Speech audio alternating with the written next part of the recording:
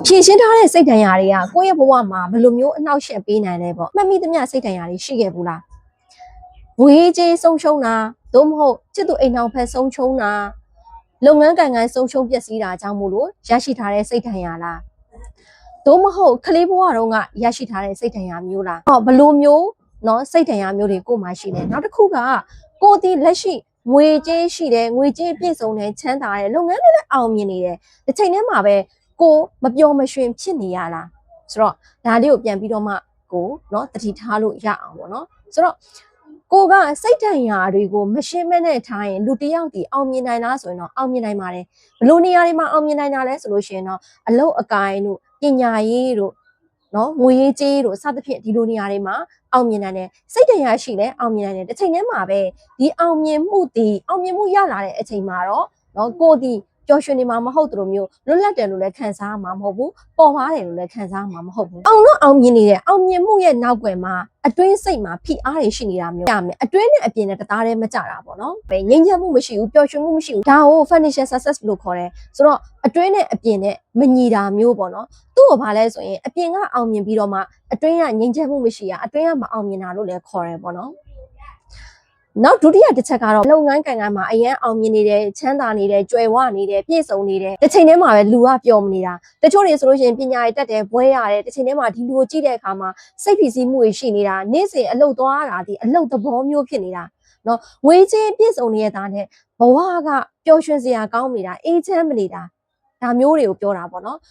လုပ်ငန်းကိုင်ကနေအောင်မြင်နေပေမဲ့လို့အတွင်းစိတ်ကပျော်ရွှင်နေတဲ့အခါမှာဘာဖြစ်လဲဆိုရင်လူကြီးကလွတ်လပ်တယ်လို့မခံစားရဘူးပေါ်ပါတယ်လို့မခံစားရဘူးအဲ့တော့ဒါဒီအပြင်ကအောင်မြင်ခြင်းပဲဖြစ်တယ်အဲ့တော့စိတ်ဖိစီးမှုရှိနေတဲ့အခါမှာအောင်မြင်နိုင်လားဆိုတော့အောင်မြင်နိုင်တယ်တစ်ချိန်တည်းမှာပဲအပြင်ကအရာအောင်မြင်ပြီးတော့အတွင်းကမအောင်မြင်တဲ့အခါအပြင်နဲ့အတွင်းနဲ့တသားတည်းဖြစ်မနေတာမျိုးကိုခေါ်တာပေါ့နော်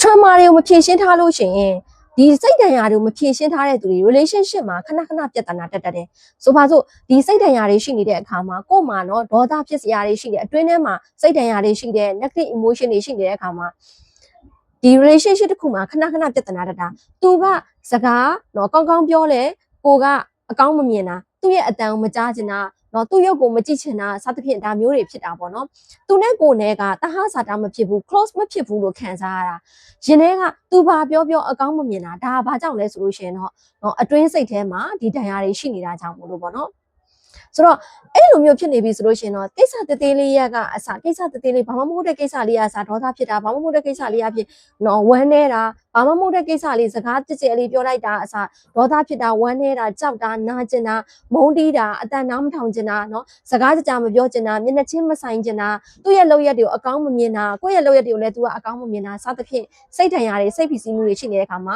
relationship မှာဒီလိုမျိုးပြဿနာရဲ့ဒီကြုံလာတတ်တာအဲ့တော့ဒီလိုပြဿနာတွေကြုံလာပြီဆိုလို့ရှိရင်တော့ဘာဖြစ်လဲဆိုရင်အစိုးဘက်ကိုသွားနိုင်တယ်နော်ဥပမာလူနာကိုမနေကျင်တာတို့မျက်နှာချင်းမဆိုင်ကျင်တာတို့အိမ်ပြန်မလာကျင်တာတို့အပြင်မှာပဲနေကျင်တာတို့စသဖြင့်ဒီလိုကိစ္စတွေဖြစ်လာတတ်တယ်အဲ့တော့ဒီလိုဖြစ်နေပြီဆိုလို့ရှိရင်တော့ကိုယ့်ရဲ့စိတ်ဖိစီးမှုတွေစိတ်ဒဏ်ရာတွေကိုဖြေရှင်းဖို့လိုအပ်တယ်နောက်ဒုတိယတစ်ချက်ကတော့ဒီလိုမျိုးနော်ကိုကစိတ်ဒဏ်ရာတွေကိုဖြေရှင်းမထားဘူးဆိုလို့ရှိရင်ဆက်ဝတ်မှာကြာစင်းနိုင်တယ်ဆက်ဝတ်ဆိုတဲ့အခါမှာကျွန်တော်တို့ကိုယ့်ကိုယ်တန်မိုးထားတာကိုယ့်ကိုယ်ချစ်တာကိုယ့်ကိုယ်လေးစားတာဒါတွေကြာသွားပြီဆိုလို့ရှိရင်တော့လုပ်ငန်းကံလုပ်တဲ့အနေနဲ့မှာရောနော်ပေါင်းသင်းဆက်ဆံရေးမှာ relationship မှာရောကိုကအနှောက်အယှက်တွေဖြစ်လာနိုင်တယ်ဒါကတော့ overthinking အရန်တွေးတာအတွေးလွန်တာဥပမာတွေးစရာတစ်ခုကိုအရန်ကြီး overthinking အရန်တွေးသွားတာအတွေးလွန်တာနောက်စိုးရိမ်စိတ်တွေများတာအလုပ်တစ်ခုပဲဖြစ်ဖြစ်လူတစ်ယောက်အကြောင်းပဲဖြစ်ဖြစ်တစ်ဖက်ကဖြစ်မလာသေးဘူးဆက်ပြီးတွေးတာဥပမာဆက်လိုက်တယ်နော်အမျိုးသားပြန်မလာဘူးမျိုးသမီးကတနေရာသွားတယ်သူဘယ်သွားနေလဲဘယ်သူနဲ့တွေ့နေရလဲဘာတွေလုပ်နေရလဲအခုချိန်မှာဆိုဘယ်သူနဲ့ရှိနေမှာလဲဒီချိန်ဆိုတော့ဒီလောက်တော့ဖြစ်လောက်သွားတာပြီဟိုမှာဘာမှမဖြစ်ဘူးကိုကအတွေးလွန်ပြီးတဲ့အခါမှာပူလောင်လာတာမျိုးဖြစ်တတ်တယ်ပေါ့နော်နောက်တစ်ချက်ကတော့ကိုယ်ရင်လွန်တာအဲ့တော့ဘယ်နာမသွားနဲ့ဘာဖြစ်တတ်တယ်နော်နေပူရင်အုံနောက်ကြွေးကြောပြတ်တတ်တယ်သွေးကြောပြတ်သေးသွားဆေးရုံသွားအဲ့လိုမျိုးဆက်ပြီးတော့တွေးသွားပြီးတဲ့အခါမှာအစိုးရိမ်လွန်တာအဲ့လိုအစိုးရိမ်လွန်တာကလည်းဒီလိုမျိုးကိုယ်မှာစိတ်ဖိစီးမှုတွေ trauma တွေရှိနေတဲ့ကြောင့်တချို့ဆိုရှိတတ်တယ်လေခုချိန်စီးပွားရေးလုပ်တယ်ဆိုလို့ရှိရင်ရှုံးသွားနိုင်တယ်ဘာဖြစ်လဲဆိုလို့ရှိရင်နိုင်ငံရေးကမကောင်းဘူးစီးပွားရေးတွေကမကောင်းဘူး online တွေကမကောင်းဘူးလက်မှတ်ဆက်သွယ်ရေးကမကောင်းဘူးဆိုရှုံးသွားပြီဆိုလို့ရှိရင်ဘာ ညာအားစသဖြင့်ဆက်ပြီးတော့တွေးသွားတဲ့အခါတကယ်ဒီဘက်မှာတွေးသွားပြီးတော့ပြောရင်းကနေဘာဖြစ်ပြဿနာဖြစ်ရန်နေဖြစ်အဲ့လိုမျိုးဖြစ်ကြတာတကယ်ကဒီဘက်ကစလည်းမစရသေးဘူးလှုပ်လည်းမလှုပ်ရသေးဘူးအဲ့တော့အစိုးရိမ်လွန်တာတွေကြောင့် over thinking တွေကြောင့်မလို့လားအပ်တဲ့ပြဿနာတွေဖြစ်လာနိုင်တာမျိုးပေါ့နော်စိတ်ဖိစီးမှုကြောင့်မို့လို့ခန္ဓာကိုယ်ကနော်နာမကျန်းဖြစ်တာတို့ခန္ဓာကိုယ်ဂျုံတချို့တွေဆိုလို့ရှိရင်ကြည့်လိုက်လူတယောက်ကိုကြည့်လိုက်တဲ့ခါမှာသူတို့တက်ကြွပျော်ရွှင်ရှိနေတဲ့လူတွေခန္ဓာကိုယ်မမက်နေတဲ့လူတွေဒီဒါသူတို့ကိုသူတို့ယုံကြည်မှုရှိတယ်စိတ်ကလွတ်လပ်နေရပေါ်ပါနေရပေါ့စိတ်မလွတ်လပ်ဘူးစိတ်မပေါ်ပါဘူးစိတ်ဖိစီးမှုတွေရှိနေတယ်လို့ဆိုခန္ဓာကိုယ်လေးကလည်းကြုံလေးဖြစ်ပြီးတော့မှိုင်ထွေးပြီးတော့နော်အဲ့လိုမျိုးလေးဖြစ်နေတာအဲ့တော့ဒီစိတ်ဖိစီးမှုတွေကြောင့်မို့လို့ဒါတွေမကဘူးခုနကအသက်ရှူတဲ့နေရာမှာတွေရောစသဖြင့်ကျမ်းမာရေးမှာထိခိုက်နေတယ်အဲ့တော့အဲ့ဒါတွေကိုလည်းကျမရဲ့အကောင့်မှာ page ထဲမှာအများကြီးမျှဝေပေးထားတယ်ပေါ့နော်သွားပြီးတော့မှလေ့လာကြည့်လို့ရတယ်ဒီအချက်တွေကြောင့်မို့လို့တစ်ချိန်မှာအောင်မြင်မှုရပင်တော်ညာလဲကို့မှာစိတ်ဖိစီးမှုတွေစိတ်ဒဏ်ရာတွေရှိတဲ့အခါမှာနော်အခုလိုမျိုး set word တွေနဲသွားတာ relationship မှာထိခိုက်နိုင်တာနောက် over thinking တွေအစွဲရိတ်စိတ်တွေအယမ်းများတာနော် anxiety over thinking တွေအယမ်းများတာမျိုးတွေဖြစ်နိုင်တယ်နောက်နံပါတ်3ချက်ရဲ့အဓိကပြဿနာကဘာလဲဆိုလို့ရှိရင်တော့နော်ဒီ trauma ကိုကမဖြေရှင်းမဲနဲ့ထားမယ်ဆိုလို့ရှိရင်တကယ်လွတ်မြောက်တာတကယ်လွတ်လပ်တာမဟုတ်ဘဲနဲ့ဒါကိုဖုံးထားတာမျိုးဖြစ်တာဖုံးထားတာမျိုးဖြစ်တဲ့အခါကျဘာဖြစ်လဲဆိုတချို့တွေဆိုလို့ရှိရင်ရှိတယ်ပြုံးနေတယ်အမြဲတမ်းပြုံးနေတာသူတို့ကြည့်လိုက်အမြဲတမ်းပြုံးနေတယ်ဒါပေမဲ့လို့ဘာဖြစ်သွားလဲဆိုဟန်ဆောင်ပြုံးနေဖြစ်တာကျမရဲ့ client တွေအများစုတွေမှာတွေ့ရတချို့လုပ်ငန်းရှင်တွေပေါ့နော်သူတို့ကြည့်လိုက်လို့ရှိရင်လေအမြဲတမ်းပြုံးနေတာပဲပြုံးတာလေလူတယောက်တကယ်စိတ်ပေါ့ပါနေလို့ပြုံးတာနဲ့အတွင်းထဲကကြည်နေလို့ပြုံးတာနဲ့အပေါ်ရန်လှုပ်ပြုံးရနေပြီးတော့ပတ်တန်ဖြစ်ပြီးတော့မှအသားကျသွားတာနဲ့မတူဘူးအဲ့တော့အသားကျသူပြုံးတဲ့လူကကျမတို့ဘာလို့စိုင်းနေမှာလေcustomer service လုပ်တယ်မလားဟင်းဆိုထားဆိုစီးဆိုအမြဲတမ်းသွားရတော့ဖြစ်နေဒါပေမဲ့မျက်လုံးကဘာဖြစ်လဲဆိုမျက်လုံးကယုံကြည်မှုမရှိတာတိမ်ငယ်တာကြောက်နေတာဝမ်းနည်းနေတာစသဖြင့်အဲ့လိုမျိုးဖြစ်တာအဲ့ဒါဒီအပေါ်ယံလှုပ်ပြုံးလို့ခေါ်တယ်တကယ်စိတ်ရဲ့အေးချမ်းမှုရတဲ့သူဒီသူ့မျက်နှာဘလောက်ပဲတင်းနော်ပါဇက်ကမရင်အောင်မှမျက်လုံးကကြည်နေတာမျိုးဒါဒီတကယ်စိတ်လွတ်လပ်မှုရထားတဲ့သူတွေပေါ့နော်နောက်နံပါတ်4ချက်ကပါလဲဆိုရင်တော့အပြည့်အဝအောင်မြင်မှုဆိုတဲ့အရာဆိုတော့လူတွေကကျွန်တော်တို့ဘွဲတွေရသွားတယ်ပညာတွေတက်သွားတယ်ကိုလိုချင်တဲ့အောင်မြင်မှုတွေရသွားပြီဆိုလို့ရှိရင်အောင်မြင်တယ်လို့ထင်ကြတယ်ကိုလိုချင်တဲ့ငွေကြေးပမာဏတစ်လောက်ဘယ်လောက်ရရမယ်အမြင့်ဘယ်လောက်ရရမယ်ဆိုရင်အောင်မြင်မှုလို့ထင်ကြတယ်နောက်တစ်ခုကတကယ်နော်အောင်မြင်မှုအစ်စ်ကပါလဲဆိုရင်ကိုယ့်ရဲ့စိတ်ထဲမှာအေးချမ်းနေတာဘလောက်ပဲအပြင်အပူလောင်တဲ့အရာတွေလာနော်ကိုယ့်ရဲ့စိတ်ထဲမှာအယမ်းကြီးမပူလောင်တော့ဘူးလက်ခံတတ်သွားတယ်ဆိုတဲ့အ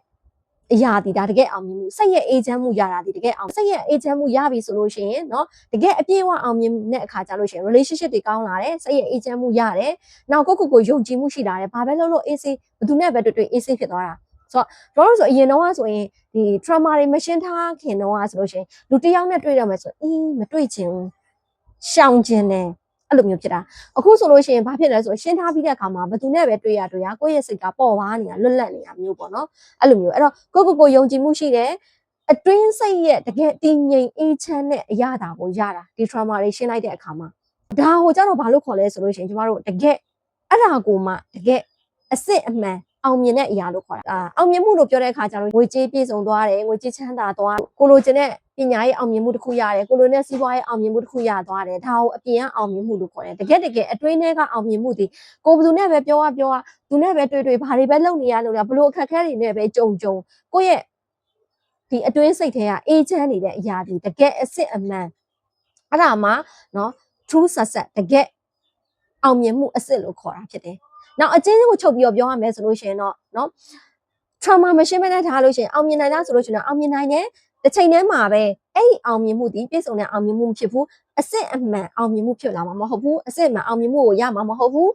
နောက်ရေရှည်မှာဘာဖြစ်လာလဲဆိုလို့ရှိရင်ပြန်ပြီးတော့မှပြန်ထိခိုက်လာနိုင်တယ်ဒါကြောင့်မို့လို့တချို့တွေဆိုလို့ရှိရင်ပညာအရန်တက်တယ်တစ်ချိန်တည်းမှာပဲဘာဖြစ်လဲဆိုရင်တကယ်ဆုံးရှုံးမှုတစ်ခုအကြီးမားမားနဲ့ကြုံတွေ့ရတဲ့အချိန်ကြလို့ရှိရင်ပြိုလဲသွားတာမျိုးတွေတွေ့ရလိမ့်မယ်နော်ပြိုလဲသွားတာမျိုးတွေဖြစ်နိုင်တယ်တချို့စီးပွားရေးပြတ်သွားပြီးတဲ့အခါမှာလူလည်းပြတ်သွားတယ် relationship ပြတ်ပြီးသွားတဲ့အခါမှာလူလည်းပျက်စီးသွားတယ်စီးပွားရေးလည်းပျက်စီးသွားတယ်ဆိုတာကအတွင်းထဲမှာ trauma တွေစိတ်ဖိစီးမှုတွေရှိနေတာကြောင့်မို့လို့ဖြစ်တယ်အဲ့တော့ဒီစိတ်ဖိစီးမှု trauma ဒီဘလောက်ထိအောင်စိုးကျိုးပေးနိုင်လဲဆိုလို့ရှိရင်ကျမတို့လူတွေမှာနော်ဘဲလူတန်မိုးထားတဲ့အရာလူတိုင်းမှာရှိတယ်တချို့တွေကဘာဖြစ်လဲဆိုငါဘဝဘလောက်ပဲအခြေအနေဆိုးငါသူများပစ္စည်းကိုမဟုတ်တန်တရားမလုပ်ဘူးမခိုးဘူးမလိမ်ဘူးမညာဘူးမဟုတ်တရားမလုပ်ဘူးသူများမကြိုက်တဲ့အရာမလုပ်ဘူးငါဘာတီလာလုံးမယ်စသဖြင့်ငါဘလို့ပဲ အစင်မပြေတဲ့အရာတွေနဲ့ကြုံငါရဲ့ဘယ်လိုငါရဲ့တန်ဖိုးတီငါသစ္စာရှိတာနော်ဒီအမျိုးသားဒီအမျိုးသားတယောက်ကိုပဲငါလက်တွဲသွားမယ်ဒီအမျိုးသမီးတယောက်ကိုပဲလက်တွဲသွားစသဖြင့်လူတယောက်နဲ့တယောက်တန်ဖိုးထားခြင်းစီမတူဘူးတချို့တွေဆိုငါဘလောက်ပဲငက်ကွာငါဒီနော်သူများအသက်ကိုမတက်ဘူးစသဖြင့်အဲ့တော့တယောက်နဲ့တယောက်ကသူတို့တန်ဖိုးထားတဲ့အရာမတူကြအောင်အဲ့တော့ဒီ emotion တွေအရန်တက်လာပြီး trauma တွေရှင်းမထားတော့ဒီ trauma ကြီးကြီးမားမားနဲ့ကြုံပြီဆိုလို့ရှိရင်တကယ်ကိုတန်မိုးထားပါတယ်ဆိုတဲ့အရာတွေကိုတောင်မှဖြည့်ဆည်းပြနိုင်တာမျိုးတွေနော်မထိန်သိမ့်နိုင်တာတို့မျိုးတွေကြုံရနိုင်တယ်ဒါကြောင့်မို့လို့ trauma ကိုရှင်းမထားဘူးစိတ်ဖိစီးမှုတွေရှင်းမထားဘူးဆိုလို့ရှိရင်ဒီလိုရလဒ်တွေရနိုင်တာဖြစ်ပါတယ်အဲ့တော့ကို့မှာကောကျမရှိမှပြောခဲ့သလိုပဲနော်ဘယ်လိုမျိုး trauma မျိုးတွေရှိနေလဲဘယ်လိုမျိုးစိတ်တရားမျိုးတွေလည်းရှိနေလဲရှိတယ်ဆိုလို့ရှိရင်ကိုမန်းလို့ရတယ်ဆိုရင်မန်းခဲ့ပေးလို့ရတယ်နော်တိုင်ပင်လို့ရတယ်ပြောပြလို့ရတယ် Messenger မှာလည်းလာရောက်တိုင်ပင်လို့ရတယ်ကျေးဇူးများတင်ပါတယ်ကိုယ့်ရဲ့ trauma တွေကိုရှင်းကျင်တယ်ဆိုလို့ရှိရင် online အပြင်တွေ့2မျိုးစလုံးရှိတယ် by one group 2မျိုးစလုံးရှိတယ် by one လိုချင်တဲ့သူတွေက online လည်းရတယ်အပြင်တွေ့လည်းရတယ် Messenger မှာစုံစမ်းပေးပါနော် group နဲ့ကြွားကျင်တဲ့သူတွေက group online ကိုတော့4လပိုင်း2021မှာရှိမယ်ကိုယ့်ရဲ့ trauma တွေကိုရှင်းကျင်တဲ့သူတွေဒီအပြည့်ဒီ2,500,000ကျပ်ဗီဒီယို screenshot ရပြီးတော့လာမယ်ဆိုလို့ရှိရင်တော့3,900,000ကျပ်နဲ့နောက်ထပ်5ဦးတတိကိုရရှိအောင်မှာဖြစ်တယ်အပြင်တွဲယူကျင်တဲ့သူတွေကနော်ရန်ကုန်မှာရောမန္တလေးမှာရောရှိပါတယ်မန္တလေးမှာတော့24 25မှာရှိမယ်လူကြီး10ဦးပဲလက်ခံမယ်ရန်ကုန်မှာက29 30မှာရှိမယ်လူကြီး10ဦးပဲလက်ခံမယ် fees အပြည့်ဒီ9,900,000ကျပ်ဗီဒီယို screenshot ရပြီးတော့လာမယ်ဆိုရင်တော့6,500,000ကျပ်နဲ့ရရှိမှာဖြစ်တယ်အဲ့တော့စိတ်ဝင်စားတဲ့ကိုယ့်ရဲ့ trauma တွေကိုကိုကရှင်းကျင်တယ်တကယ်စစ်မှန်တဲ့အောင်မြင်မှုကိုရကျင်တယ်ကိုယ့်ရဲ့ relationship တွေကိုယ့်ရဲ့စီးပွားရေးလုပ်ငန်းကိုင်ကနေမှာသွားပြီးတော့မှထိခိုက်မှုမရချင်ဘူးတစ်ချိန်ချိန်မှာပြန်ပြီးတော့မှပျော်လဲရင်းရိမ်သွားတဲ့လူတယောက်မဖြစ်ချင်ဘူးပျော်တဲ့သူတယောက်အတွင်းထဲကတကယ်အစစ်မှန်ပျော်တဲ့သူတယောက်ဖြစ်ချင်တယ်ဆိုလို့ရှိရင်တော့